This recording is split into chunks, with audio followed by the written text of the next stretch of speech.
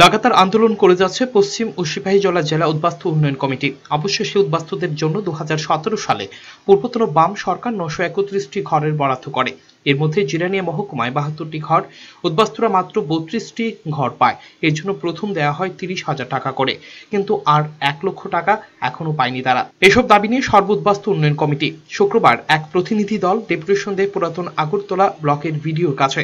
দাবি দ্রুত পূর্ণ না হলে ফের আন্দোলনে নামার হুমকি দেয় তারা।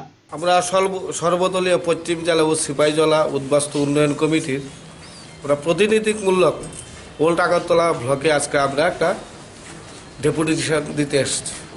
আমাদের যে 3 দফা দাবি নিয়ে আজকে যে ডেপুটেশন, মূলত আমরা 2017 সালে 24শে ডিসেম্বর আমরা ত্রিপুরা সরকার আমাদের উদ্বাস্তুদের জন্য 931টা ঘর স্যাংশন করেছিলেন। এর মধ্যে জিরানিয়া মহকুমার 72টা ঘর, এর মধ্যে শুধু আমরা 32টি ঘর পেয়েছি, বাকি 40টি ঘর এখনও পাইনি।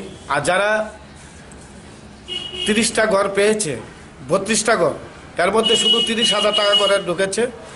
এখন পর্যন্ত যে 1 লাখ টাকা বাকি, তার জন্য আমরা বিডু সাহেবের কাছে আমরা ডেপুটেশন দিতে এসেছি। উগ্রপন্থী হামলা উদ্বাস্তু হয়েছিল ওই পরিবারগুলি। দীর্ঘদিন ধরে তারা আন্দোলন চালিয়ে আসছে বিভিন্ন দাবিতে। পূর্বতন বাম সরকার কিছু দাবি পূরণে এগিয়ে এসেছিল। ব্যুরো রিপোর্ট, চ্যানেল 3 রাত।